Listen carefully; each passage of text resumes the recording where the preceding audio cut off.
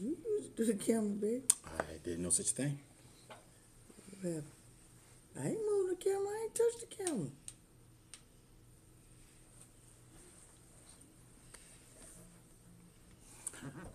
Boo-doo-boo-boo-boo. Good morning, good morning. We're all live, yeah. Oh, good morning. Praise the Lord. I'm Pastor Michelle, along with my husband, Pastor Waylon Gibson. Sorry for the technical difficulty, but happy Father's Day to all the wonderful fathers that are out there and those that don't step up into that place. We're praying that God will touch your heart to make sure that you become an example of who you want your children to follow, and that your heart be touched and you be changed, that your children will be able to celebrate you in a great way. And those fathers that have been step up fathers, great examples in the community and in your life, appreciate them, because you may not have a long time with them, or you may have a great long time with them, but enjoy it.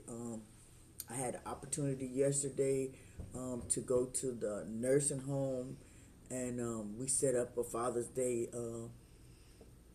celebration for the men, and you could tell that they were kind of excited about somebody celebrating them, because sometimes we emphasize more on the women, and mothers are great. Don't get me wrong, because mothers are the backbone sometimes of the family and of life. But a father is an integral and important role as well, and I would never take credit for what God placed in a man. So I'm thankful to be able to celebrate them, and I thank God for my husband and my father, because they have shown me true examples of what a great father is, because I know how great God is and the great father that he is to me. So I'm blessed in that, and my children know what it is to have a father, and they may not like the results they sometimes get, because a father wants you to stay in line. He wants you to be who you are, but there are parameters that fathers sometimes tend to help children to stay in. And so I'm grateful for that, because I'm telling you, my having my husband in my life with my children, I see a greater benefit, because where I'm getting frustrated and upset, he comes in with a calm voice, and he just calms the situation down, because I'm the rowdy one. He's just he's always been calm, and I thank God for that, because my family always, we've been rowdy. So having that calmness, and having sometimes knowing that somebody has your back as a woman, is a great thing for me, because I'm like, sometimes you're just overwhelmed, and having somebody to be there. And like I said, you can have a father, uncle, brother, somebody you call, and they help regulate with the kids. But many people are frustrated in this season because their father wasn't there.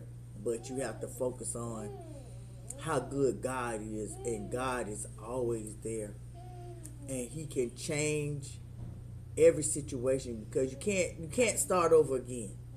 You have to start where you are and move into things and make it better for y'all in this lifetime now. So I just We're talking about young men and women who dad was not in the home, somewhat absentee. Mm-hmm. So, hello everybody. Happy Father's Day to everyone, to the fathers and all of the examples of good fathers growing up in the home, and also happy Father's Day to my dad as well. Shout out to Junior, Johnny Grant Jr. Junior's what they call him. But shout out to him as well. Happy Father's Day. Love you.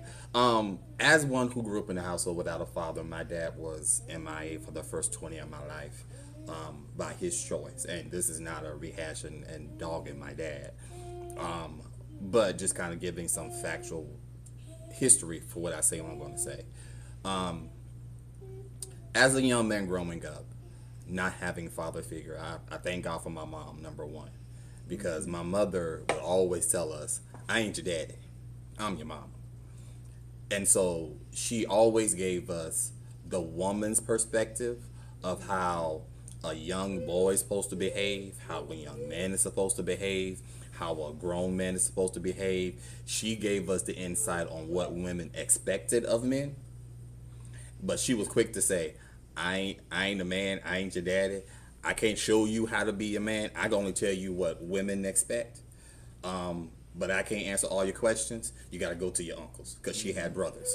You got to go to your uncles and that kind of thing. My first father figure, truth be told, is my oldest brother, Wendell. As crazy as y'all think he is, he was a phenomenal big brother. Like, he always took care of us, made sure we were straight, made sure we had what we needed. I looked to him for everything, even though we fought like cats and dogs most of the time. Because growing up also, this is kind of sometimes because some of the complex of not having an adult male in the house to kind of help you navigate your male relationships with other people. I swore he did not like me.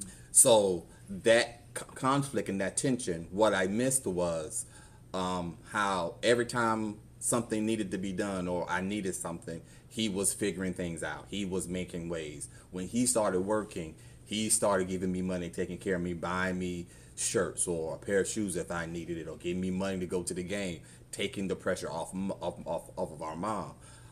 So that's one of the things that I miss in a large sense growing up, was a male role model to say, this is how you get along with your brother. This is how you this is how you that. I learned it over time because, again, we had uncles. Thank God for my uncles, Uncle Donnell, Uncle Saba, Uncle Johnny, Uncle Tommy.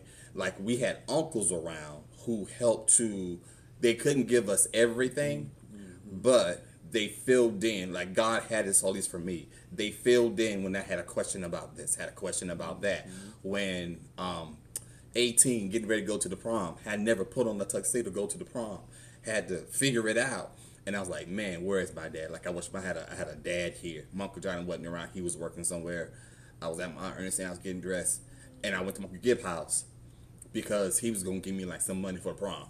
Last minute stuff, everybody's helping out. And he was like, you can't go to prom with a car looking like this. And he washes the car that I borrowed from my cousin Ned to go to prom. And he was, oh, let me help you out. Fix this. This is how I'm supposed to go. And he showed me how I needed to finish the dress, the outfit. And I'm saying all that to go, growing up, it's a needed skill that you have to learn of how to kind of pull from different people, how you're supposed to conduct yourself, how you're supposed to act, how you handle different things. I watched my uncles in their marriages. I watched my uncles when we were going places and chopping wood and doing stuff, being in the street, handling business, interacting with people. You saw the good, the bad, and the ugly, and you have to decide what kind of man you're going to be. Yeah. And that is one of the things that I learned. One of the greatest things I learned was I cannot depend on a woman all my life. And I say that very respectfully, not that women were not around. Like, I ain't doing nothing for you. No, the women in my life were phenomenal. If I said I needed, they stepped up. What I also learned was, as I'm growing up to be a man, I cannot depend on everybody the rest of my life. I gotta fit. Part of being a man is learning how to stand on your own 2 feet, handle your own business, make your own money, and do your own thing. Because when you're doing that, what happens is you get people out your business. You don't want nobody in your business, handling your own stuff. It's manhood things growing up. I want to go to in a little bit talking about the prodigal son, but I don't really want to focus on the son per se. I want to focus on the father, because in that example, when you get to Luke 15 and you start looking at the example of prodigal son, the son came and said, give me my inheritance, which is he's not supposed to get until the father is dead. Translation, the son is saying, I'm tired of y'all. Time me to leave and make my own way. Give me my stuff. I'm out. You say half of this stuff gonna be mine, it's gonna be the brothers, or a third of this is mine and 2/3 to the brother because he's the older brother. Give me my third. I'm out. And the father divided amongst both sons his riches. Which now, for all intents and purposes, the father goes and in today's time, he divided up the cars. He divided up the other properties that he may have had. He went and got all his investment money, whatever, like this yours, that's yours, and whatever, and he divided up between his two sons. And now the daddy has no money. Daddy's broke. Liquid in liquid assets, he's broke. But the father knows how to make more money. The prodigal son takes his part of the inheritance and he goes off to live and do his own thing, telling the family, I'm tired of y'all. I'm out. Y'all kiss my behind. I'm going to live my own life. I'm tired of being part of y'all. That's the crux of what the prodigal son is saying. And I want you people to understand that, because when I read this when I was 19, maybe 20 years old, Holy Spirit helped me understand very plainly. That son was like, F the family, I'm out. And he went far, far away to go live the way he wanted. And he thought that he could just attach himself to people of a foreign place and just do what he want, but it wasn't his culture. And this speaks to the way you were raised matters. The way you were raised up matters. The lessons you learn from it. And not every experience is a good experience, but what did you learn from how you were raised matters. It comes to play not so much when you're doing fine and you don't need, is when you get into the lack. What do you default back to? Do you go into the mode of hustling and scheming and lying and cheating and beating and whatever? Because that's it. That's what you did, because that's how we grew up. You didn't learn the lessons. If you grew up poor and you didn't have anything, so you kind of know how to survive, but what are you going to do now that you're grown? And if you are no better in your adult life than you were when you were a kid, you didn't learn the lessons. I'm just putting it to you plain, because I can sit there and say, oh, I grew up poor. Most people didn't know it because we didn't demonstrate or show that we were poor. We thought we were just getting by like everybody else was getting by. But if I gave you detailed stories about different winters and different seasons of life where things were we didn't have certain things in the house or that kind of thing, certain amenities in the house that people to take for granted, you're like, we had to make do and figure some things out. Man, it's like, that's poor. But what did I learn? I learned how to survive. 2, I learned how to be resourceful. 3, I understood, and this is one of the greatest lessons the Holy Spirit ever taught me, that my situations was temporary. If I do well and get my education, I don't have to live like this all the days of my life. It doesn't have to be like this. Or you have to learn from the lessons. You have to learn from the situations and the lessons. And that is part of life and growing and being an adult, being a man, or being a father, or being a mother. Just being in life and being an adult. You start to learn from the lessons of life. And not all the lessons are your fault. Not all the lessons are caused by you. Sometimes you're put in very bad situations because of other people. And sometimes the worst lesson to learn is, I can learn how to control the situation. So you start trying to manipulate and be controlling with the people, places, and things of your life. That's the wrong lesson to learn. The thing to start to learn is, I got to navigate a little bit differently. I have to, I get to control certain things, such as I get to control my friendships, in the sense of choosing good friends to be around. And if my friend starts to act in a way that's doing stuff that's going to cause me problems, like, no, I can't rock you like this. I was one that I never did drugs, never smoked weed, nothing like that. We drank a little bit, but that's about it. We drank a lot, but that's neither here nor there. If cousins or friends started to want to do drugs, when I had friends who were smoking weed and that kind of stuff, I can't hang around y'all doing this. I ain't about that life. I'm going to see y'all later. I'll get with y'all later. And I just left them alone. And every time I saw them, when they were sober and cool, what's going on? We hanging, we tight. When they decided they're coming to school high and they didn't really care about school like that, I can't hang around with y'all like that. I gotta go home and answer to Jacqueline. And Jacqueline got reinforcements because them same uncles, them same aunties, she told everything because it was the village that was raising us. So I understood I gotta get my lesson. Plus, Mary Kirkland was assistant principal at Lower Richland High School. She went to my church. She said she was my cousin, which truthfully told, based on answer, she's actually a relative. So I knew I can't do nothing. Sally Lakin was running around the spot at Lower Richland. I can't do nothing. I got cousins around LR. I can't do nothing. So the point was, if I did dirt, somebody's gonna tell. So let me keep myself clean. You start to learn how to maneuver, how to navigate. I learned. Here's another lesson you learn. If you're gonna do dirt, do it somewhere safe. Well, be by yourself. Be by yourself. Do it somewhere safe. Again, if you're gonna drink, let me go to my cousin's house who's married, and we gonna cook out, and we gonna drink and play spades, and then if I stay the night over there, it's fine. Don't nobody care. It's playing it safe. Like, for example, yesterday, come to find out that the Juneteenth celebration got cut short because of some knuckleheads, some YNs, out there wilding and doing dumb stuff and fighting, and so they shutting stuff down. So it looks bad on us, and those are the things that you start to learn as you grow, is that the way you act out in public affects not just you, but a bunch of people. And one of the things we were taught and we were trained is like, do not be out in these streets defaming the family name. Not that everybody in the family was wonderful, but overall, there's a certain image of the family. Don't be the one to take the family name down into the gutter. But don't be the one. Even who you represent, like I said,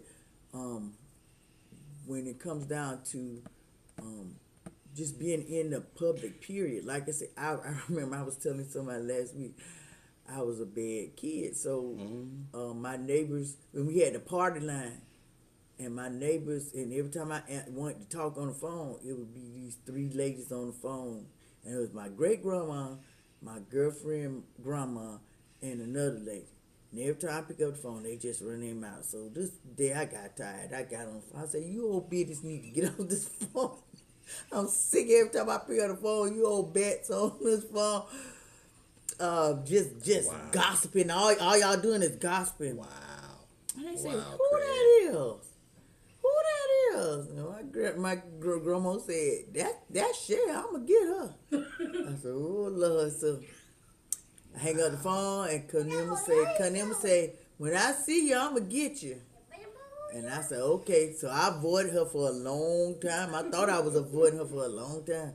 And went to the bus stop. She had done cooked breakfast, and grits was my thing. Grits and eggs and bacon and sausage. She invited me in. She told my hip up. She said, if you ever think you can be disrespectful to me again, I will show you something.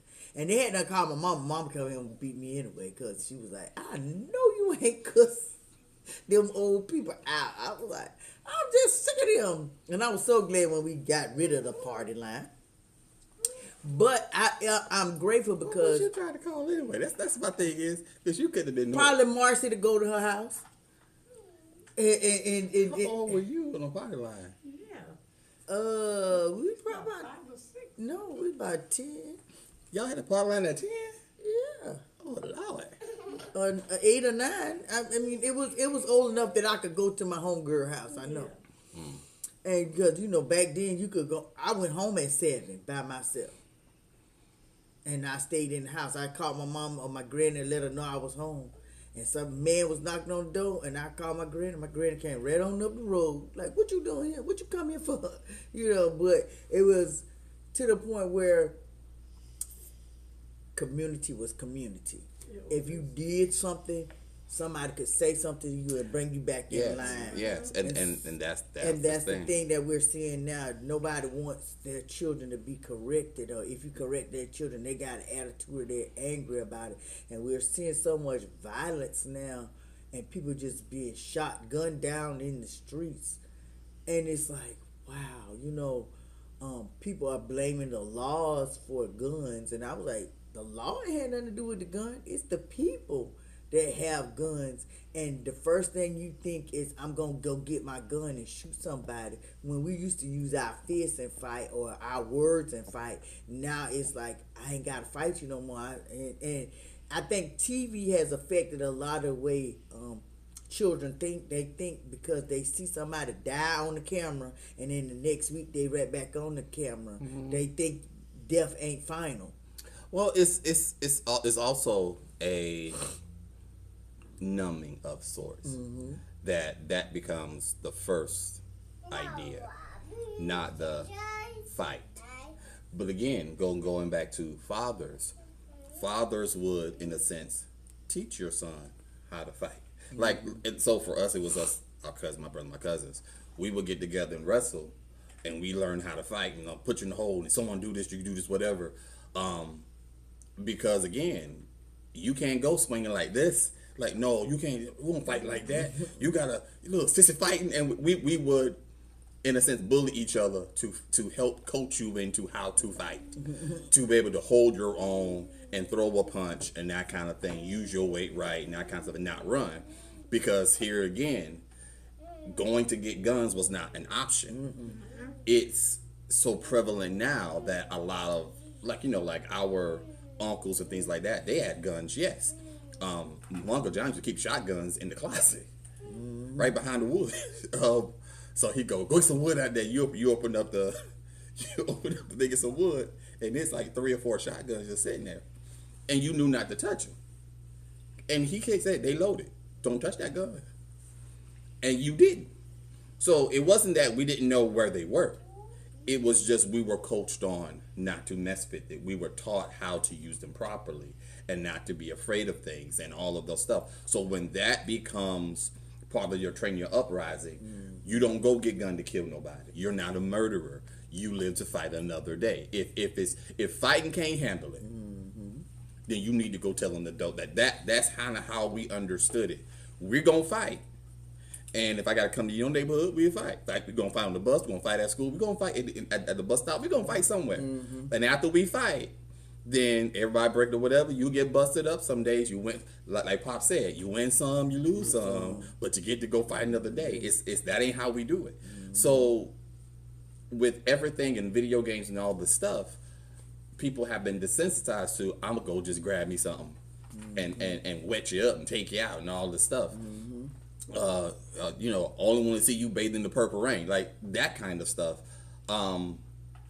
Is the mentality now. That wasn't our mentality growing up. Again, going back to the foundation set by fathers, by father figures in your life, they help you understand how to handle conflict and problems. And when you heard about someone, if and when we heard about somebody shooting someone or going to the track and so and so got big, they went to the trunk to go get the gun, this and the third, they will often pull us to have these kind of conversations of, that ain't how you handle it. That's not what we do. Because again, in the moment you get mad, and they will also keep us informed on what happened to so-and-so who decided to go shoot up the club or shoot up the spot. And now this is where they at. This is what it is. And then all of a sudden, 5 years later, y'all remember so-and-so and so-and-so? Remember you shot the club up or whatever and went to jail for that, whatever? Well, now somebody in jail, the prison done killed them. Like they will give us the horror stories so that we would understand that the consequences of this one moment of anger and action is going to cost you. Same thing with the Carmelo Anthony situation.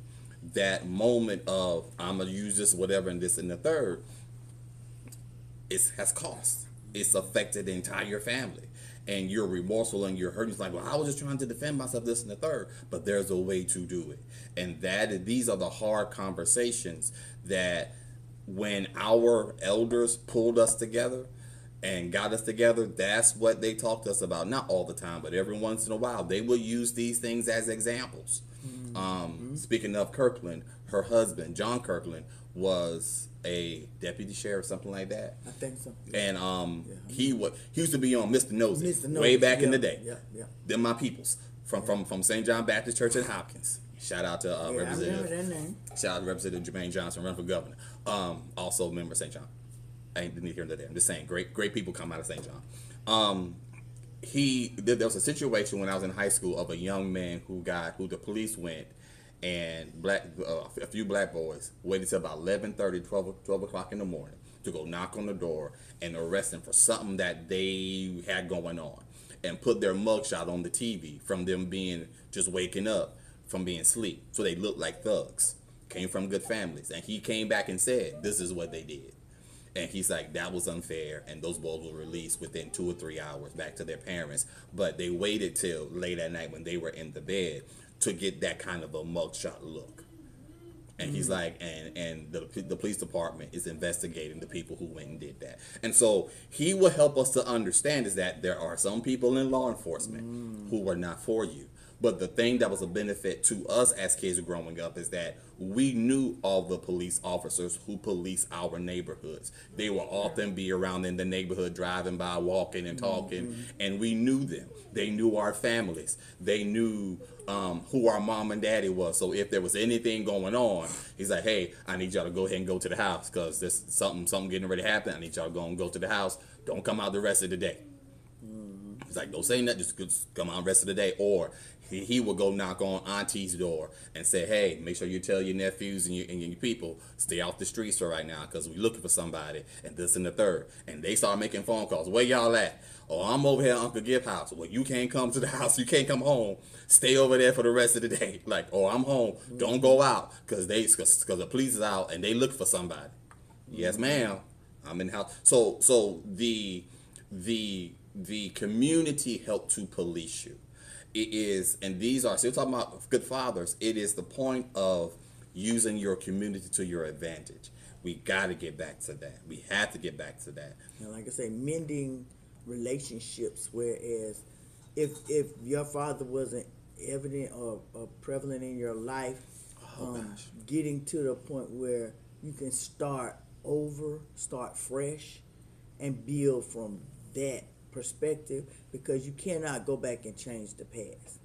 And I think if a lot of people get over trying to change the past or make that person suffer for what they didn't do, I think you got to. I hurt, so you got to hurt. Yeah, but bringing that pain multiplies more pain. So then when you have your children, the thing that you say that you don't want to do, you may end up doing because that's the thing you say you hate the most. And so you don't want to be, you don't want to keep remaining in that same cycle. Like, I remember I saw a man, and he was on TV. He was crying so hard because his son was the first one in his family to walk across the stage in high school and graduate. Because everybody else dropped out. And he was so crying. I was like, high school. It was such a profound thing to him, because he was like, my daddy didn't graduate, my brothers didn't graduate, I didn't graduate, my great granddaddy, he was just going back in generations. So that's where in church talk about generational curses. Everybody wants to make it a spirit only. It's not a spirit only situation. It's a spirit. It's a spiritual mindset that the stuff that could go wrong to prevent you from getting your high school diploma is going to go wrong. You're going to get to a certain point and start behaving in a certain kind of way because the seed comes from the tree, not the tree come from y'all get what I'm saying? So if my daddy did it, it opens the door for the same thing to happen to me. If my grandfather committed adultery on grandmama, had kids outside of wedlock, then all of a sudden that door gets open to dad. And then if my daddy does it, that door stays open and it's gonna hit and attack me. And then all of a sudden you start seeing over and over a cycle of men getting married and then having babies and having one or two, there's some or whatever, and then it keeps perpetuating, it keeps going. And in some cases, before the son gets married, he's having all these kids out. It can They don't have no kids because they don't want to. And some do that in the sense of because I ain't had no kids, and so they fight hard to not have none, which means they could have gotten someone pregnant and then pay for abortions. So because I don't want to deal with that, come out there, whatever, and that line continues to be contaminated like that, going through generations. How does that break? Someone has to start doing something different, and in most cases, it takes 2 generations to break. Let me give you an example. Like you said, the father was crying because his son graduated high school. So that father had to go, son, it got to be different. I'm pretty sure he was in his son's ear. It's got to be different with you. Ain't none of us ever graduated high school. I need you just, if you do this, graduate high school. The educating the current one going through it to say, you got to fight the stuff, not get involved in this stuff. If you need something, I got you. And some parents will, if you need something, I will not pay my light bill to get you what you need so you can finish. Because you got the importance of breaking that cycle is incredibly important. My father was told me, I want you to break the cycle of having kids before you get married. I was like, really? It's like that's a thing. I was like, that's a thing. He's like, yeah, it's a thing. It's bad because that's not how way God intended. Like I did it. I don't want you to go through what I went through. Have to deal with that. I like for you to break it. I was like, I'm like, all right. I was like, I see what I can do. I'm in the process. I see what I can do. And by the grace of God, I was able to break it. Get married. Didn't have any biological kids out here in the streets, nothing like that. Had to be careful in some situations and that kind of thing. But was able to break that. Then I get a son who, like me, was born before a marriage took place. So that's the thing you start to instill in him. Is like, this is how you can do it. So far, by the grace of God, he ain't got, as far as we know, he ain't got no kids. Y'all know how I go. We'll find out at the funeral. If somebody pop up, you look just like you one of them cousins. No, that's my dad. Now we know.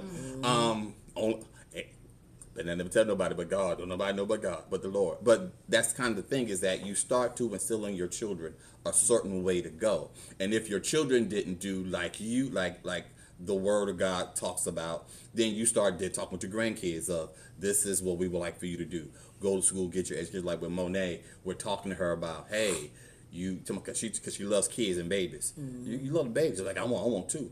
Well, you can get 2 first. You get married. Because she's like, I want to have a baby when I grow up. Like, okay, yeah. But first, you get married to a nice man, and then y'all can have kids. And she's like, huh? She's like, get married first. Like, you got to get married first.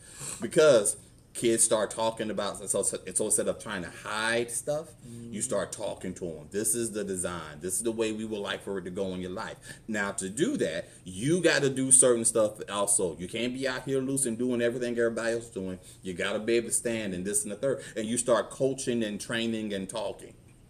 Like I'm coaching and training. Even with my goddaughter, I finally noticed that I was taking her to her practice, and she stood by the door and she just stood there. And I went, oh, good, you're finally learning.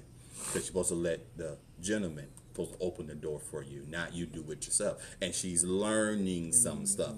Monet is fighting me because she's like, I'm open door myself. She's thinking it's like she's weak or she's a baby. No, that's not what it is. This is what fathers do. This is a gentleman thing. So I'm coaching them on how young men are supposed to treat you, how they're supposed to conduct themselves around you, how that when you're with this young man, they're supposed to bring you up, not pull you down. Not get you doing stuff you ain't got no business doing, but doing the right thing. It's coaching. All that goes into fatherhood. All that speaks into raising up a good individual person, so that as they get older and they're dating and looking at young men, whatever, instead of pushing, like, you don't need to date nobody right now. What do you like? Aunties, uncles, especially, because they may not tell mom and dad everything. But you go, what you like about this little ugly boy?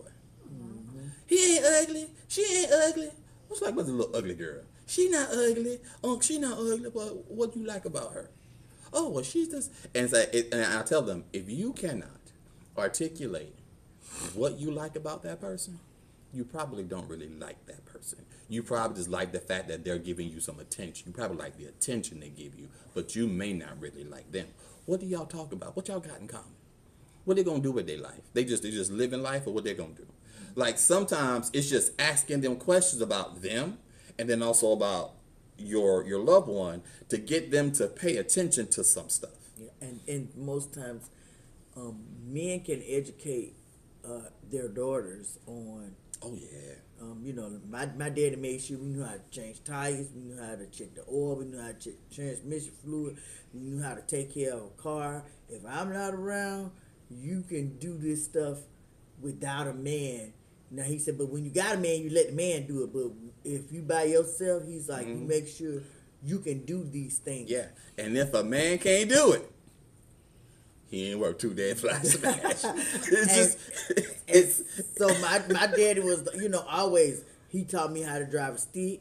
He taught me how to drive a lawnmower. He was like, everything that you supposed to be able to do. He said, because if you marry a man and you don't know how to drive a stick, he take your car and leave you with the stick. You stuck home. He said, so I need you to be able to drive. And I was like, I can drive anything moving. Mm-hmm. Yeah, it's a hard head. Can cut grass, but never would. But that's one thing that, again, growing up, hanging around my mother, being around my mama and the aunties and the cousins, when they started talking, and they was like, come and sit down for me, tell you something.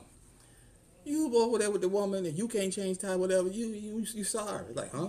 Opening the door, just basic stuff, and you listen to them talk, and it's like, this is what y'all expect for a man to do? Yes. And it was just instilled. Like, when y'all are going out, like whenever the cousins would go out, and we had female cousins with us, before we left, everybody got money. Because we're going to the game, we're going to get something to eat at this spot probably, then we're going to the skating rink or the moves or the bowling alley. Everybody got enough money for all three. Because if we don't, us fellas, we're like, everybody good. Who needs some money? Who broke?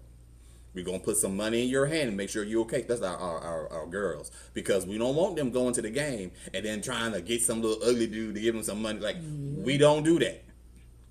So what's going on? Like, you got to have your own stuff. Now, if you got your own $20 and y'all go to the canteen and he act like he going to buy you something and he wants something for a Snicker bar and a soda, you got your own money. Don't fall for that foolishness. We would talk to each other.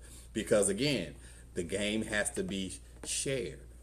You have to, and that's part of it. Like, some people they're gonna want something from you because they took you to Red Lobster and they took you to McDonald's and Applebee's and Ruby Tuesday and Outback. Don't be an idiot. Like, don't be no idiot. But that's getting back to the basics too. Yeah. Families, I had a grandmother tell me, I don't keep my grandkids because I don't want to be around them because I got a life to live. And I had to remind her. I said, well, didn't your mom keep your kid? I say, a lot of life skills and things your children got from you, they got from your mom because, I said it was 7, 8 of us, and we had to stay with my grandma and my granddaddy because we didn't have daycare. They had daycare, but my mom and daddy them couldn't afford that daycare, so we had to go to granny house, and I would always sneak off to grandma house because I enjoyed the one-on-one time because grandma, she got up in the morning, she cooked you breakfast. I like peace and quiet, yes. She cooked you breakfast, and after we finished breakfast, we had to wash the dishes and clean the kitchen, clean the bathroom, sweep the house, get the house all neat, and wash our clothes. Yeah, and she then, put you to work. Yeah, then we could go and lay down and watch TV. We had to be quiet while she was watching the stories. Yes. But then she would fix lunch. She would fix us a nice salad and soup and, grilled cheese sandwich. But also the whole time, too, she was teaching us things. Say your ABCs. Count to 10. What color is this? How do you fix this? She kept telling us that. And she would always she'd be quoting the scripture, but we didn't know nothing about the Bible because we wasn't going to church. But she would be like, do unto others as you have others do unto you. She was like, always be kind, always be gentle. She was always putting those types of things. She was giving us morals and standards outside of what we were doing at home. And then my mama would come, and my mama would, she was making me, or my daddy, he would get on my nerves. He would like, get the paper. Why? I can't see the paper. Read the paper to me. Daddy, why you can't see the paper? Put some glasses on. And we like, no, read me the paper. He was testing to see if you knew how to read and if you could pronounce those words. And he taught me, he would make us memorize what the map looked like.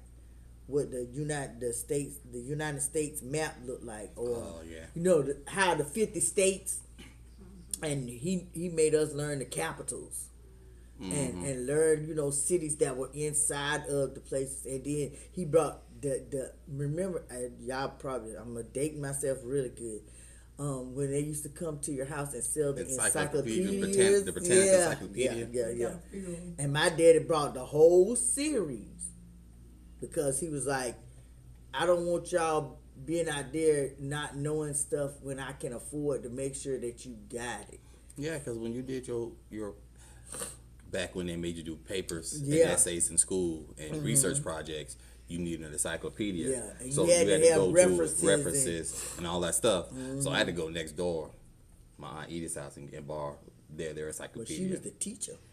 See, I didn't know that. She was at Square D when I was growing up. Edith was a teacher. Right. I did not know that. Aunt Edith was working at Square D, and we thought she was the mean one. And all of a sudden, Aunt Edith should be a teacher. A teacher of what? Because I thought I was the first in the family. She's like, no. Yeah, Aunt Edith be the teacher. I was like, I felt sorry for her class. But it was those kind of things where, like just like that, I used to have to read all the time. And I was like 3. Go read this book. Read this book. Read these Dr. Seuss books. And I would complain so bad because who wrote these books? These horror stories. No, Jane and Dick. Oh, these are horror See Dick stories. run. See Jane run. This is stupid. Like, what is this stupid stuff? So I started reading the newspaper. Dictionary. And that's where they learned I could read really well, because I was reading the newspaper, because I was on the sports section, and I would go through the sports section and read the entire sports section. But kind of like what you're talking about, they taught you stuff, like knowing all the states and the capital, knowing the difference between the capital city of a state and capital, that's spelled Capitol. And just slight differences and all these things. And they will like ask you questions like, I give you $3 and you can tell me all the states. Start rattling them off. It's just like, that's easy. Give my $3. Well, I give you $3 more if you tell me the capital city of every state. Name them, like run them, like let's go. Put your money on the table. This is easy money. And I just start rattling them off. It's like, oh, you real smart. I was like, this ain't got nothing to do with being smart.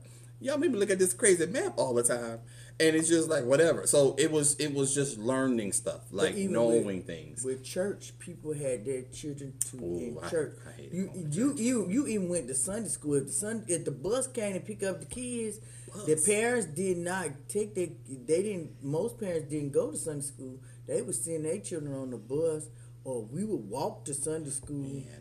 We would walk down the street, go to Sunday school, and I like going to Sunday school because they would give these little cards, and they would have the disciples and You are Jesus. such a nerd. And you could learn about what they were doing, and then they would give us snacks, and we did arts and crafts, and it was like something to do That outside. was regular Bible Sunday school. Yeah, but it would be during the summer. That's vacation Bible school. No. They did this all summer long. You could go and you get those cards, and then they would have snacks and stuff for you. You get some snacks. My mama wasn't buying no chips in the house. Back in the 80s, they wasn't buying no chips. Look, Chips was a delicacy, but it was still it gave us a sense of community. And you went and you saw people that you would never have the opportunity to see outside of that community. And so St. James was right down the street from us, so I had to beg to catch a ride. If my daddy was going out, Dad dropped me off at the church and pick me up on your way back. I'd be standing on the side of the road, or I would call Marcella, and me and Marcy would walk to St. James Church. Walk to St. James, or we catch our mama. And I always loved to hear them sing, because they was some singing. I baptized, Holy Ghost filled people, and I love to be around that. So I was gonna go. And so and then my dad's church, they were Methodist, so everything was totally different than the Baptist. And then it would be like, then they made us get on the Sunbeam choir. but it was like you had a sense of community. Going to church was a social. Yeah, it was It more was a than social just event because you got yes. to see people that out of other neighbors, and then we had six churches, and we were, every fifth Sunday the six churches would Come together. combine together, and we would all eat dinner. You would in the fellowship hall they would combine the foods together, or either your church group would eat with its church group, but you would eat outside, but you still had the community where you fellowship with all people from. It would be from Elgin, Rugolph, Eastover, Sumter, Hopkins, Gadsden, all around. So when you got, you got to see those people every fifth Sunday, and then you talked about the word, and we had to get up and do speeches or sing songs, and so it developed us into being able to public speak. It showed us how not to be shame in front of people. So it was like I think it was a great activity to help us then. But now, like they said, the grandmother was like, I ain't got time to keep nobody's grandkids. Child, I'm out trying to have fun. And I was laughing. I said, well, I thank God for my grandmama and my great grandmama. I was like, and I'll be like with my mama one week, and then I'll be with my dad and mama the next week, and then my great grandma. I just told him, I said, I don't want to go with none of them no more. I want to stay with grandma. And if I can't stay with grandma, I don't want to stay with nobody. You wait to say, okay, grandma gonna let me do this and do this. So right, so those are the things. Grandmas now. Yeah. We have to work. Right. Back then they didn't have to work. Right. Well, they had retired. They had raised the kids, and they had gone to work, and now they were able to, in many cases, they paid off their house, and so if they're getting Social Security, or if they're home doing home care, or they were bootleggers. Well, yeah, some bootleggers. They had, if they kept making money on a side hustle, but that Social Security, if they got a retirement, or their husband it was still working, or whatever the case was, or getting money from that, so they knew how to make $1 out of 15 cents, and then live off the land in their garden, that kind of stuff. So it was they understood how to not just survive, but they had community, and that's one of the biggest things you got to understand, that those elders understood community, and they understood, I'm growing these okras, Maybell down the street got peas, and so when my okras get harvested, I'm going to help. We're going to trade, and we're going to share, and that kind of thing, and barter, or can I come and get them, and I'll give you, a couple of dollars for them, whatever the case was. They were able to make sense of stuff. And then they will take in the babies, because now I'm taking in my grandbabies, and my daughter or my son going to give me a couple of dollars. It's not daycare rate, but they're going to give me a couple of dollars to put, maybe to replenish your grocery, or they buy you a bag of grocery and some stuff to feed the kids during the week, because they come in with you. And they did that because now making sure that these babies stay safe. Because again, my mama couldn't afford daycare, so that's why I went to go stay with an Uncle John and Aunt Ernestine. And the places that I went, because I was with them, the exposure that I got and I gained because I was with them, looking back over it, like, this was phenomenal. Going traveling out of state, going to the rich side of the city, and hanging drapes and that kind of stuff, and sitting there, and people go, "What that little boy used to have Steve? What that little boy used to be with y'all all the time?" He's like, "He right there." Oh my gosh, he's grown now. And so it was that kind of thing where, like, well, your house was the house, this and this and this. Yeah, I said, I remember your house. And because you had to sit there and go there, and she's like, all right, now you sit over there, you behave yourself, don't you touch nothing, don't you bother nothing, don't you eat none of people's food. Definitely don't eat their food. if they ask you, are you hungry? You say, no, you're not hungry, you already ate. No, and my stomach said about that. We gonna eat after this. And they're sitting there and they're doing all the stuff and walking through it. And I'm just sitting there, and oh my gosh, he's so. And so they were marveling. Oh, he's so quiet. And then when they started talking to me, like, Oh, he's so smart. Look at him. Listen, nice. He's a smart little boy. Yeah, he the smart one. Like, they would talk about you a little bit and hype you up a little bit. It's like, you want some cookies, some things? No, ma'am, I'm good. And I'm sitting there and I'm like, Lord, No, I want them cookies. Please some give me them cookies. cookies. Don't eat their cooking. If the cookies come out the bag, you can get a cook. It's just small stuff. Anyway, prodigal son, or the father prodigal son, and I want, it's Luke 15. I'm gonna skip down to verse number 14. This is right. I'm jumping right into the story of the prodigal son. At this point, he's left. He's given himself to riotous living. Verse number 13 says, "And not many days after, the younger son gathered all together and took his journey to a far country. And there he wasted his substance with riotous living. And when he had spent all, there arose a mighty famine in the land. And he began to be in want," which means the famine is in the land. Everything is costing a lot extra now, a lot more than what it is. Money don't go as far. And now he spent all his money. Now, hey, ain't nobody got no work going on. And when he went and joined himself to a citizen of that country, and he sent him into the fields to feed the swine. Wasn't making enough of that. How we know? Because, and he would fain have filled his belly with the husk that the swine did eat, and no man gave unto him. And when he came to himself, he said, "How many hired servants of my father's have bread enough to spare, and I perish with hunger?" So this boy understood that even though I got all my daddy's money, I got half my daddy's money, or the portion that belonged to me, and I'm living riotously, the servants of my father still eating good.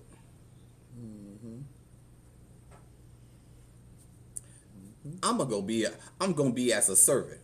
I will arise and go to my father, and I will say to him, "Father, I have sinned against heaven and before thee. I am no longer worthy to be called thy son. Make me as one of thy hired servants." And he arose and came to his father. But when he was yet a great way off, his father saw him. Now, let me say that Hope just told me to double back and share this thing about me and my father in reconciliation. Here's what had to happen. For me and my father to reconcile, we both had to be willing to reconcile. Now, this is the work of Jesus in my life. Because me seeing my father on the street, couldn't stand him, hated him, wanted to run him over with my car. He passed me on the road one day, and I was so angry at seeing him. I wanted to turn my car around and ram my car into the back of his car, his wonderful black Mercedes, and run him off the road. Couldn't stand him, hated him. God told me, if you do not forgive your father, you cannot come to heaven. Point blank. And I got angrier because how was God gonna tell me I can't come to heaven when this man was MIA for the first 20 of my life? That ain't fair. But God was like, you gotta forgive him. You can't have this anger in your heart. Several weeks and months went by, and God, every time I saw, God was like, if you do not forgive your father, you cannot come to heaven. Now, I was born again at this point in time. Hating my daddy. Couldn't stand him. Wanted to punch him in his face if I saw. It was bad. And then one day, God started working on my heart, and I started reading scripture. I kept reading about forgiveness, love your enemies, pray for them that despitefully use you, say all manner of evil against you, all that stuff. I have to assume that God was also working on his heart and working on my baby brother's heart, because my baby brother invited me to his graduation. And by this time, I'm cool with my baby brother. I just couldn't stand his daddy. And he was like, well, if you cool with me, come to my graduation. So to prove a point, I went to the house. I ain't talking to him. Thankfully, Junior was nowhere around. I don't know where Junior was. I ain't seen him. I ain't whatever. Went by, gave Eric a card, did all that, left. Came back later. Because Eric said, come on back and whatever. I left and came on back later. And I came back later on, and that's when, as a young adult, I met his mother, my stepmom. And we was in the house sitting talking, me, him, and my girlfriend. And my dad's like, can I see you in the back? At the time, my girlfriend. It's like, I see you in the back. He came in the house. And I'm like, oh. And the anger just rose up. And God was like, if you don't forgive him, you can't go to heaven. And he brought me to this back room. And I was like, oh, this is a good back room, because it wasn't no beds in there. It was an old exercise bike. The room was kind of empty. I think it was Sean's old room. And she had, because she had just got married, so she had moved out, and the room was still kind of empty. I was like, ooh, yeah, I can toss them around real good in this room. And I'm thinking about how I'm going to fight him. And he started talking, and he apologized. And he started talking about his life and how he grew up and what happened to him. And he's like, I can't, he's like, I apologize that I wasn't there. Like, I don't have an excuse. I ain't got no reason. I made some choices. They were not the best choice, but I can't go back. But I would like us to get to know each other moving forward from today. Handed me an envelope, a tithing envelope with $50 in it. And I went and said, I don't want your money. He's like, no, this is for you. I just want to say I'm sorry. I apologize. And he started running his life down. And when he started running down his life, I went, well, that's my life. He's like, I grew up angry. He's like, I'm angry. Like, it's just, it was so to the point where as he talked, it was like I was seeing my life. And I'm like, wait a minute. And I was like, oh, that's why you like this. See, and it's generational. But in my head, I went, you couldn't handle my life. Like, my life is like, we have the same life. You couldn't handle it like I'm able to handle it. You did all kind of drugs. Like, in my, this is not right. But in my head, I'm going, you turned to drugs. You turned to women. You just cars, money, clubs, all that stuff. Like, you couldn't handle it, but I could. Totally wrong. But just in my head, I'm trying to reconcile this. And as he kept talking about his life, which was just like my life, I felt pity for him. Just being honest. God caused me to start to feel sorry for him. It's like, oh, that's why. Oh, that's why. And I saw him. And he's like, can you please forgive me? And out of my mouth came, well, forgive me too. And he was like, for what? I said, because I can't stand you. Like, I want to run you off the road. And he's like, just forgive, like, can we start from here to get to know each other? He's like, you're welcome to come by anytime, this and the third, whatever the case was. I was like, yeah. I said, yeah, we can try. And we started from there. And that's why I said, you got to start where you have to start from the present. And I will say this, over the course of time, from 1996, summer 1996, all the way 30 through. years. Yeah, 30 years ago. Over the course of time, he and I have had more conversations about life during those times when we were not in each other's life. So, So I say that to go into, I listened to him talk about his life, and it helped me to understand him in a better way. He never gave an excuse, but he did fill in the details when I asked questions. What was going on with you during this time? What was you thinking? He's like, yeah, I did this, I did that, I did this, I did that. And he was this and that. I said, because then I found out I had a sister that was exactly 10 months older than me. She was born February 26th. I'm born December 26th. Like, what was you doing? And then that following next year, after he had 2 babies, he married somebody. He married his best friend, at his words, not mine. And I'm like, okay. I was like, so you married the one that knew about some of your other women, but you didn't. And I was like, you just crazy. And I got to hear his story, and I didn't judge him for his story. And I also got to understand, I had to make concessions that just because someone makes some choices, it does not diminish my value. He made his choices. His choices does not diminish my value on any level. He just made choices. Yeah. And I can say, it was the wrong choice. Me knowing me, it's the wrong choice. Like, how do you not want to be in my life? But that's the choice he made at that time. He wasn't a born again believer, so he's got, in my head, he's got a little bit more working for him that after he comes to Christ and he gets saved and this kind of learn the word, he's trying to correct some things he did wrong. And this is from his example is where I've learned that you have to come to reconcile who you were from your past. In my past, this is who I was. You don't run from it. You don't try to make excuses for it. You own it. Like, you own who you were, what you did. If you can make any penance, any repentance, and any restitution in ways that you can, you try your best to do that. by the grace of the Lord that lives on the inside of you. But here's the thing he could not do. He could not go back in time and get 20 years with Waylon. No, no, no. We couldn't go out and play baseball or nothing like that. He couldn't come up and show up at the elementary school on Daddy's Day or Father's Day, whatever the case was, or Parents' Day, and Can't make none of that can't back make. He can't go back and do none of that stuff. What he can do is move forward. So you gotta show up how best he can.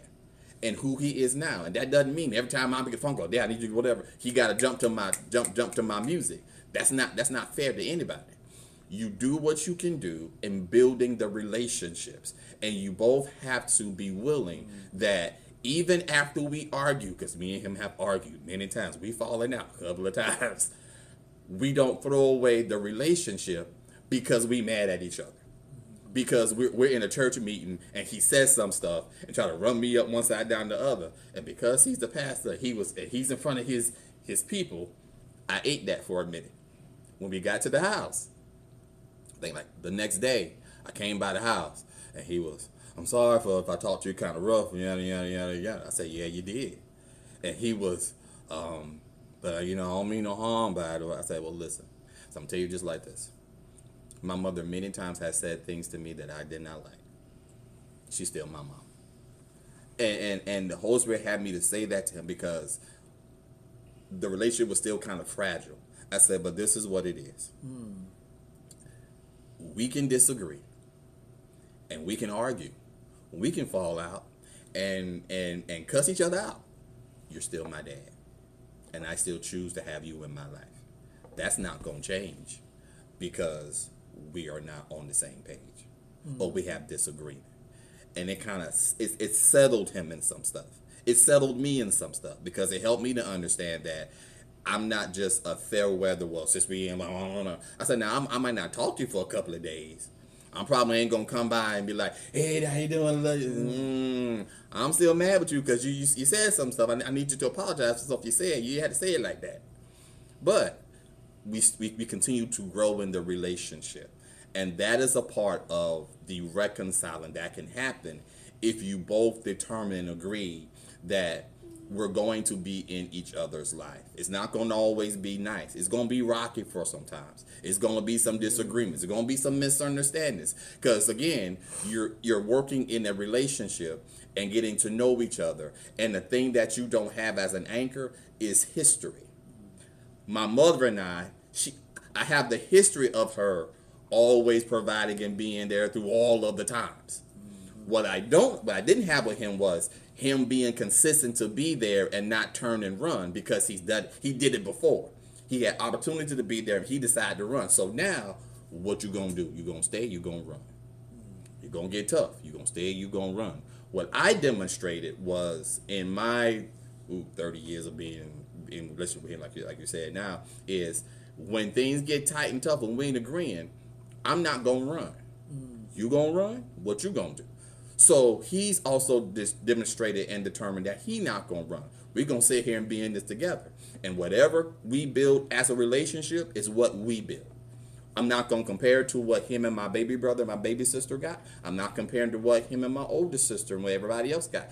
It's me and his by itself. And that's the mindset you gotta have, is not try to compare your relationship to the next sibling or the next person's. And that goes back to sharing with what the relationship you have with God. Some people can't really connect with God because they're still angry with their father. And I get it, but I don't understand it. But go ahead. They're angry with their father, so they really can't comprehend that God can love you through everything that you do and still be a good God. Yeah. And be a good provider for you, but you're so caught up on what daddy did not do. And you can't, because some people just can't grasp the idea that there's somebody greater than you that's looking out for your best interests, and they can direct your path and your steps. Because the daddy that I had, every time he called me and said he's coming to get me, and I sit by the door for hours and hours, he never shows up. Or when he do show up, he only giving me $5, pat me on my head and say, "I'll see you later." Or he drops off a bag of grocery and he don't really want to give it to me, but because my mama said I was hungry, he drops it off and then he walks away, and I don't see him again until there's another episode. Right. And I've seen this other lady. She called her baby daddy, and she told him, she said, "I'm having a tough time, and I need your help." She had 3 children from him. Mm-hmm. He told her to take it out the $125 you get a week. Take it out of that. And she had lost her job, and she was like, "I just need you to buy the kids some food so we can have a good meal, and maybe watch them for a couple of weeks so I can go, hustle and make up the money." And he must have been at his mother's house, and his mother heard him. So his mother didn't say nothing to him or her. His mother went to Walmart, brought a carload of groceries, knocked on the front door, and told her, and brought the food. And she was like, his mama ain't never really liked me. But his mama was like, "Take these groceries, make your kids a good meal, pack up their clothes. I'll be back in a couple of hours, and I'm going to give you 2 weeks to get your hustle on." She said, "But never depend on what he won't do and not say nothing to his family, because I got your back, because I've been a mother and I know that." And not many guy mothers are like that. But when you find one like that, you found a gem, because sometimes they son ain't nothing wrong about him. You ain't, daddy's mama's baby, but daddy's maybe, that might not even be my grandchild. So to hear that this lady had compassion like that, it touched my heart, because it was like, wow, she saw that compassion. She was like, "X my son out, and she said, I'm gonna keep these kids for 2 weeks." She's like, "Get your hustle on, get whatever you need." She said, "But right now, you take this grocery in this house, you feed your kids. She said, you never let another sister see her crown fall off and you not pick her crown back up, so that her children don't look at her in a disdain or a bad light." Yeah. And then she's like, "And don't even mention they sorry daddy." I was like, she talking about her son. But she was like, "Don't even mention what they daddy didn't do for that." I think that's where a lot of us have made mistakes, is that we're in a survival mode, so we're looking for daddy to pull us out. And when he doesn't, it's like we want to turn the kids against the dad, and it's like the daddy already got the kids against him, because they already see what he does not do. And then you have some daddies that are really great dads, and they being drugged through the mud. And also, the kids will see, but also there's something to say about, especially young kids, with their dad. They don't know. They just, when daddy coming, soon as daddy come by, and hug them and take them, grab something to eat, give them $5, and give them $1, and it's like, my daddy, like, that's my daddy, and they just happy because the love is there, the genuine love is there. And those are the things that, as you're growing up, you have to learn to reconcile. Here's what I know: I am just like my daddy. I'm like my mama, but I got a lot of stuff like my father. And this is what I've also learned: holding the hate and the anger and resentment and abandonment and rejection from that man, holding that will turn me into the worst part of him. And y'all hear me with this. My father's made a lot of changes in his life. He's a great, wonderful man. If I had heroes, he'd be one of them. But there was a side of him before salvation that was not good. He said it. Wife said it.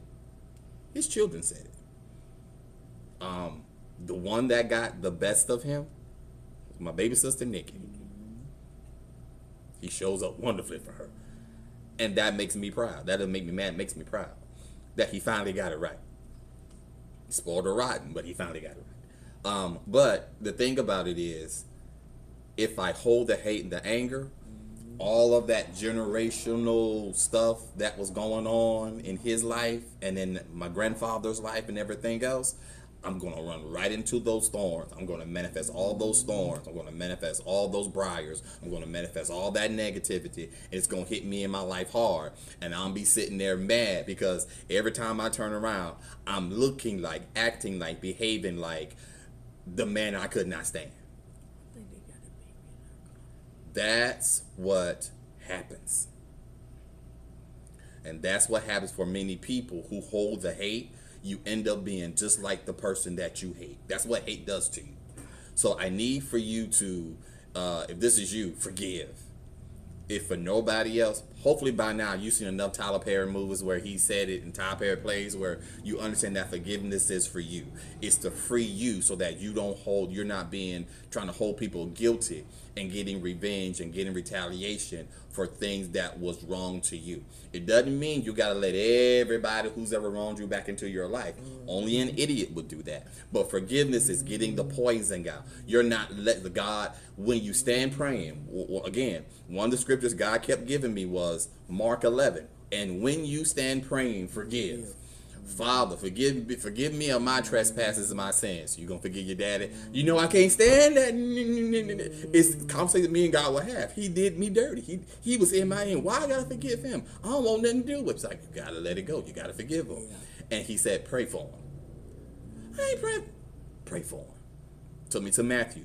Pray for your enemies. Because right at that point, I was considering him an enemy. This was back in 95, 96 now. This is a long time ago.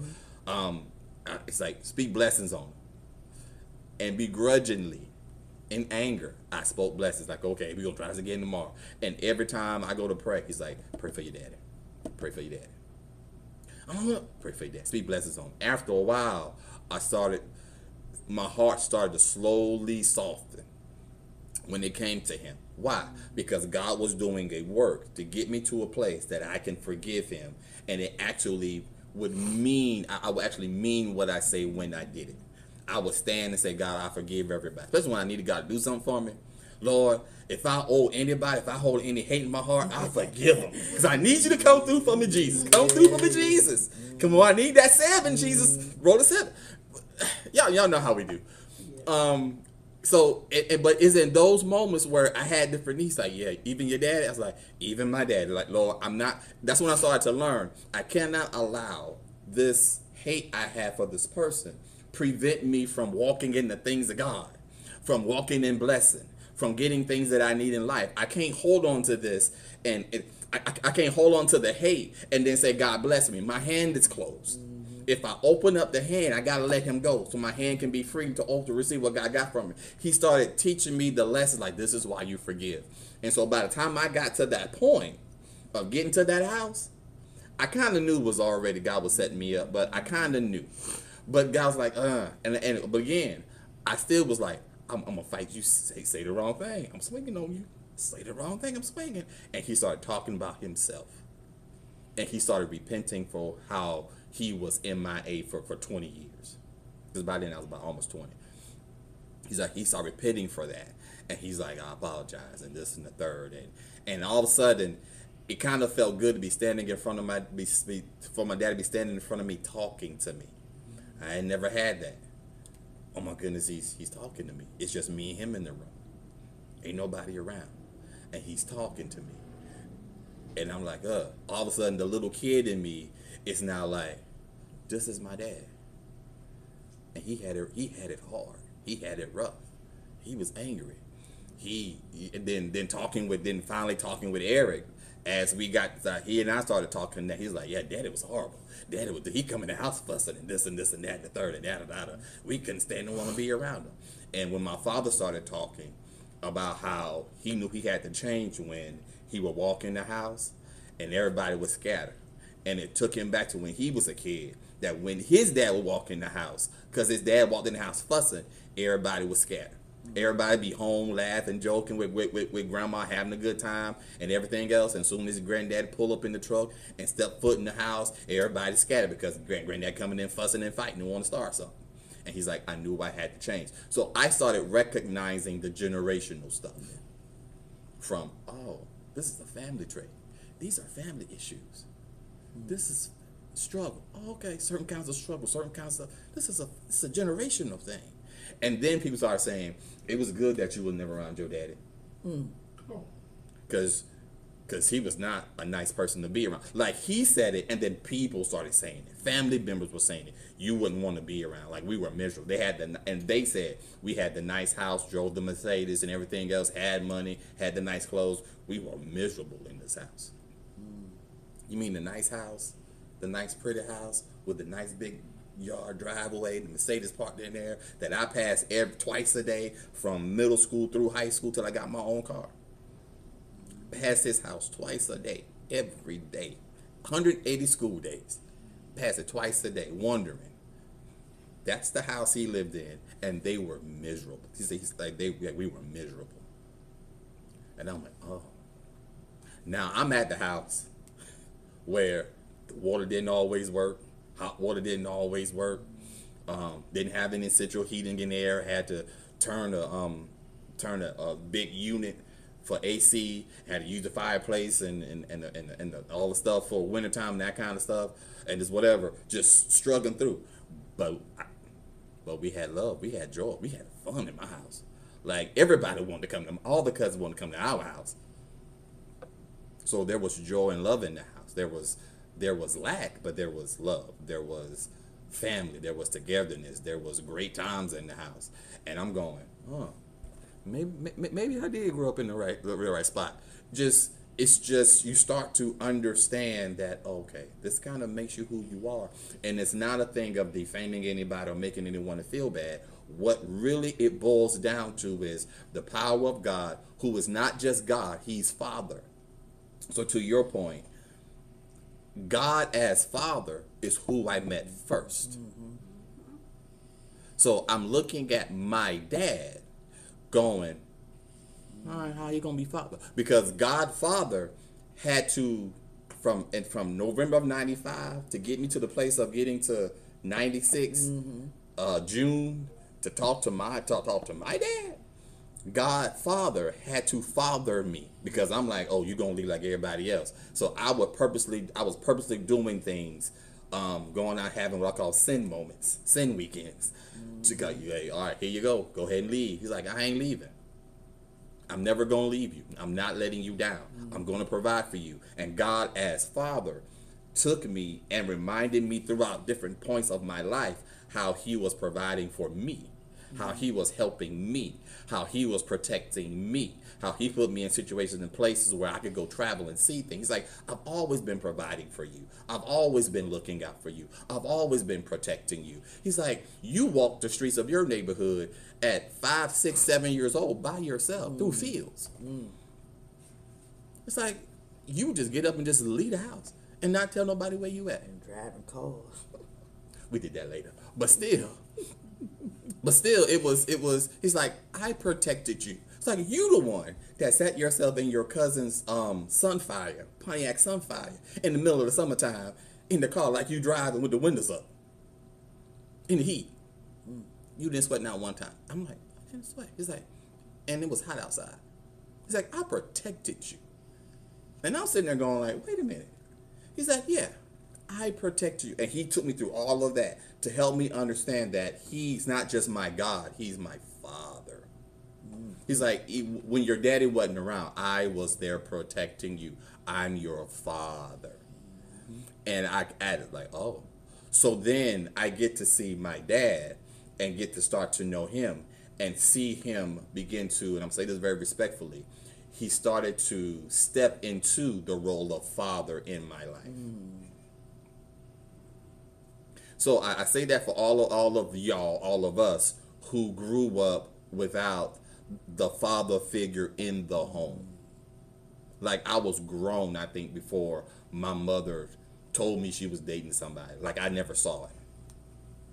I was like 18, 19 years old when she's like, I got a friend. I was like, who this ugly man is? Who this? You got a friend? What you talking about? And I knew something was up because she came home with a bag and she had matching bra and panties. I was like, what are you doing? She's like, I got bra and panties. I was like, who? I looked at her. I was like, who this for? She's like, what you mean? I can't have matching bra and panties? I said, Mom, I'm grown now. Like, I was like, Mom, I'm grown. Like, I'm not slow. Who you got matching bra and panties for? And then she started talking. She's like, I can't do nothing. I said, you can't do nothing. You grown. I'm just saying, who you got matching bra and panties for? You ain't never did it before. None of your business. Yes, it was. No, it was none of your Yes, it was. You was a kid. As the man of the house. Stay in a kid's place. I almost was not. I was 18 years old. As the man of the house. You weren't the man in the house. I'm the man in the house. I'm the only man in the house. As the man in the house. All I said was, who does Brian Penny set for? Like, she went, and it wasn't like 1 or 2. It was like 9 or 10. So she had like a whole big bag of, like, she went and spent the mother load of bra and panties, all different kinds of bra and panties set, not just like same color, but like patterns and all kind of stuff. Like, well, who you getting? Who all this for? And she started talking. Well, I got a friend, and that's all. So, okay. And then she finally said, well, like, she finally got the nerve, because this is what the cover-up was. My Uncle Donnell would pick her up in the evening from her second job.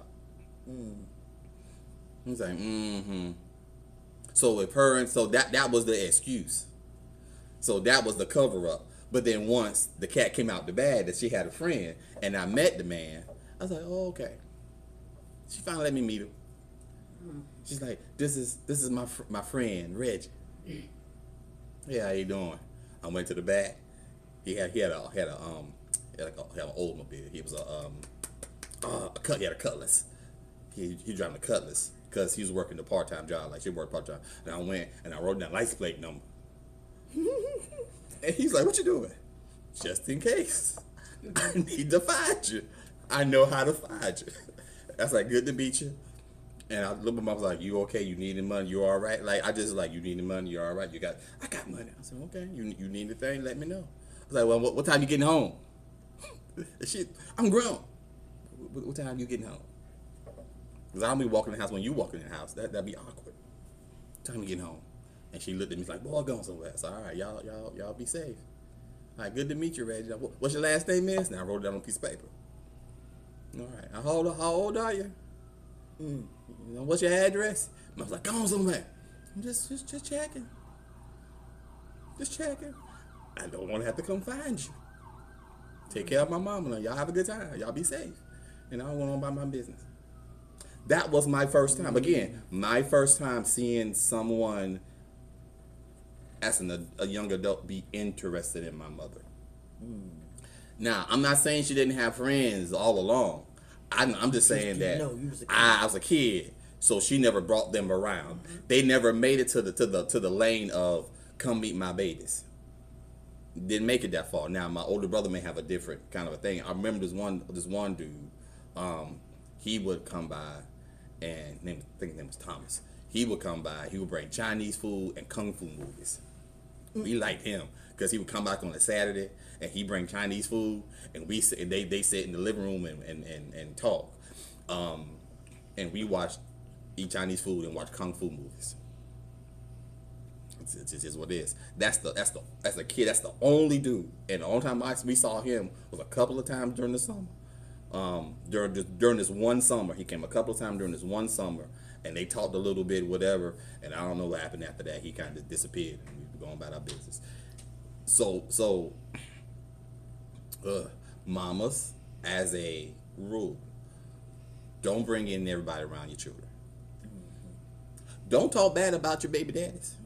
My mother never did. So the hate that I had for him was all mine. And I got to own it. I didn't have to defend what my mama said or anything like that. She gave me the details of what happened. And that once she figured out she was pregnant with me, she didn't bother to tell him all that kind of stuff. But she gave facts. But she did not talk bad. She didn't call his eye black. Didn't say anything about him one way or the other.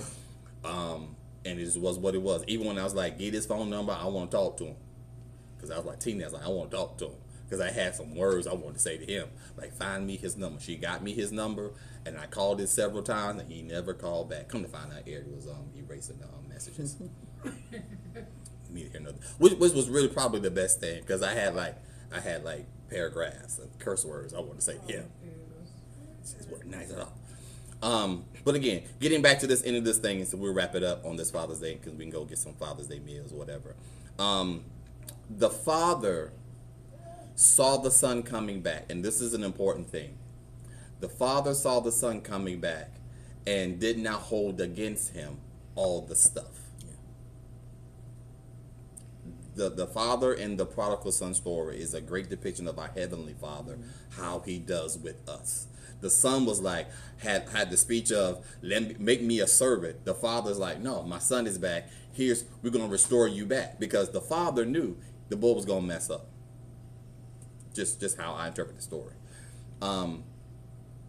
The issue comes with the oldest son, but also the father said, everything that I have is yours. So the father's like, anytime you wanted to go make merry with your friends, you could have. You could have done whatever. And the rumor mill of what the younger son was doing had to have gotten back, because the older son was like, he out here living righteous, they're doing all this stuff, and I'm sitting here, you ain't ever throw me no party. And he's handling and navigating the relationships of his two sons. The one that is too bitter and too entitled, not entitled, that's the wrong thing. One that's too bitter and doing all the right stuff for probably all the wrong reasons. Wanting something from the father that he already has. Not recognizing what he has with his father. Not recognizing the greatness, that the position that he's in with his father. And the other who feels like he can live his life better than his father's instructions can help guide him. And at some point in time, as a son and a daughter, you're going to have to look at how are you carrying the youngest son and that oldest son. Because we never say we're that oldest son. Some may say, I was like the youngest son. Give me my stuff. I can run my life on my own. And then when I get out here and mess up, I got to come crawling back to daddy. And daddy helps you out. Now, some fathers, because we ain't God, we going to fuss and cuss and whatever. And then we turn and we try to help you. That oldest son is sitting there like, you don't never celebrate me. And is waiting to be recognized and seen for all the right stuff that he does. And the father's like, everything I got is already yours. You didn't need my permission to go do whatever you want to do and have a party with your friends. It's already there. Go do it. You got access to the cars. You got access to the stuff. You got access to the account. You got access to the money. I gave you your inheritance. What more do you want from me? Like you already have the access, but you won't take advantage of it. Yeah. Yeah. You're waiting for someone else to do for you that you will not do for yourself. Wow. And that becomes, for many of us, another kind of handicap that you want people to do for you that you will never do for yourself. You won't take the principles of the word and apply them to your life to be successful. You won't get out here and get yourself a life plan, a skill plan, a vision board, a business perspectives, or none of that stuff to make your life what it needs to be. You just want somebody to come and rescue you. Mm-hmm. And God is like, no, that's not how this works. You already have access. Power to get. You have to go do it. Go ahead and go do it. And so again, as we're celebrating fathers, you have to, you gotta see the joy. And maybe your father wasn't perfect. I don't think anybody's father is perfect. Got some skeletons, some scars, and some stuff. Some villain moments and the whole thing. But how well do you know their story? What good comes from your father? And that's the one thing that Holy Spirit had me to do, and I'm closing with this, is he had me to sit down in my room at my mama's house and go, what is good about your mama and what is good about your daddy? And I had to sit there and think about things that I thought were good characteristics, good qualities about my mother and my father. And then he said, what is bad about your mama and your daddy? Now, with my daddy, I was ready with a whole long list of stuff. Because I had 20 years of negativity to put on the list. With my mother, I had to think about it for a minute. Then I realized, she got some stuff too. And God, the Holy Spirit said, now, what characteristics from both of them do you want in your life? Now, I didn't choose none of the bad stuff, but I had to pick equal amount of good from my mother and my father. What is good about my dad? And I had to pull those. Say, God, this is what I want. Based on what I know, he's a great worker. That man worked 2 and 3 jobs. He's good with his hands. He's a great provider. I wouldn't verify that. He's a great provider. He will work and work. Like, he worked at Westinghouse and will leave Westinghouse and go work on houses and carpentering work and work cars and all kind of stuff, mechanic and everything. He will work. One thing to this day, he will work. I was like, I want that. He loves the Lord. He prays. He reads his Bible all the time. He's dedicated. He's disciplined. Like, these are great things about my father. My father likes to laugh. He's not very funny. He don't tell a lot of jokes, but he likes to laugh. So it's those things that I've gleaned from him.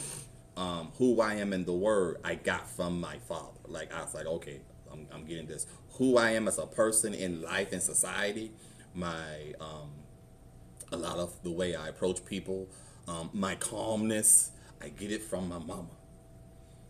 My ability to be in a chaotic situation and still remain calm and not go off and fight on folk, I think I get that from my mama. Because my daddy kind of, you get him mad, yeah, we praying on that. But it's that. So when you're looking at your people on Father's Day, learn to appreciate their good. I'm not here without him. If nothing else, he was a good life giver. He gave me life. He was who God used to give me life. And you appreciate that. You enjoy that. You learn to nurture that. That you are here because of that person. And if you like your life, then you at least say thank you for that. Y'all go with God and be blessed and go do something nice for your fathers or your father figures or people, your uncles or whoever it was that helped you out, helped you get to where you are and taught you some stuff about manhood or about how to be a woman, that kind of thing, taught you the game. Go be great. Have a great day, and we will see y'all next Sunday. Taking off? I think I am.